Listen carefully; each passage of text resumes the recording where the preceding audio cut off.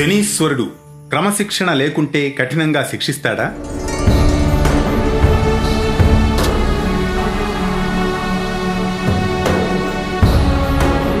ఈ సృష్టిలో ఏ పేరు వింటే ఉలిక్కి పడతారో ఆయనే శనీశ్వరుడు. సకల జీవుల కర్మలను అనుసరించి వారి జీవితాలను ప్రభావితం చేస్తాడు శనీశ్వరుడు. ఎవరైతే క్రమశిక్షణ తప్పుతారో వీరు వారిని ఏమాత్రం వెరవకుండా నిర్ణీత సమయంలో కఠినంగా శిక్షించడం ఆయన నైజం. మరి శనీశ్వరుడు ఎందుకిలా కఠినంగా వ్యవహరిస్తాడో కారణమేంటో పరిశీలిద్దాం.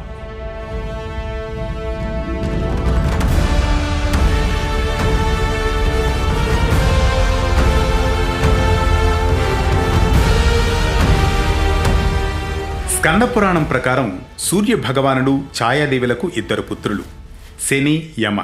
వీరిద్దరిలో యముడు చాలా అందంగా ఉంటాడు. శని మాత్రం వికారమైన రూపంలో నల్లగా ఉంటాడు.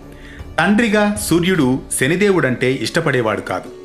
తనను కుమారుడిగా గుర్తించడానికి కూడా ఆయన నిరాకరిస్తాడు. సూర్యదేవుని ప్రతికూల ప్రభావం కారణంగా శనిదేవుణ్ణి అందరూ విస్మరిస్తారు. దీంతో శని చిన్ననాటి నుండే విముఖంగా కఠినంగా మారిపోవడం జరుగుతుంది. ఇది తన స్వభావాన్ని కూడా నిక్కచ్చిగా వ్యవహరించేలా చేస్తుంది. ఇదే సమయంలో తను అత్యంత శక్తివంతంగా మారిపోతాడు. కర్మలను నియంత్రించే సామర్థ్యాన్ని చిన్ననాటి నుండే సంపాదిస్తాడు. మన సనాతన హైందవ మత విశ్వాసాల ప్రకారం ప్రతి ఒక్క కర్మకు ఏదో ఒక ఫలితం ఉంటుంది. శనిదేవుడు క్రమశిక్షణ, స్వీయ నియంత్రణతో సంబంధం కలిగి ఉంటాడు. స్వీయ క్రమశిక్షణ సూత్రాలను అనుసరించేవారు శనిదేవుని ప్రతికూల ప్రభావాల నుంచి తప్పించుకోవచ్చు. శనిదేవుడని భయపడాల్సిన అవసరం లేదంటుంది పురాణం.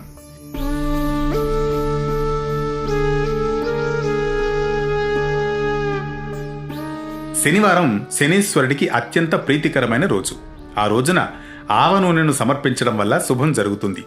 శనిదేవుడి అనుగ్రహం పొందడానికి పేదలకు సహాయం చేయాలి, దానం చేయాలి, మన కర్తవ్యాన్ని సక్రమంగా చేయాలి. ఈ విషయంలో శనిదేవుడు చాలా ధర్మబద్ధంగా ఉంటాడు. ప్రతి మానవుని జీవితంలో క్షణక్షణం అనుసరింపబడే కర్మలకు నిరంతరం ఫలితాలనిస్తాడు శని భగవానుడు.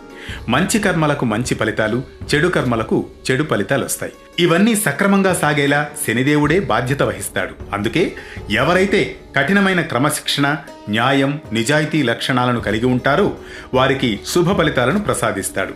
ఇవేమీ లేని వారిని మాత్రం కఠినంగా శిక్షిస్తాడు శనీశ్వరుడు.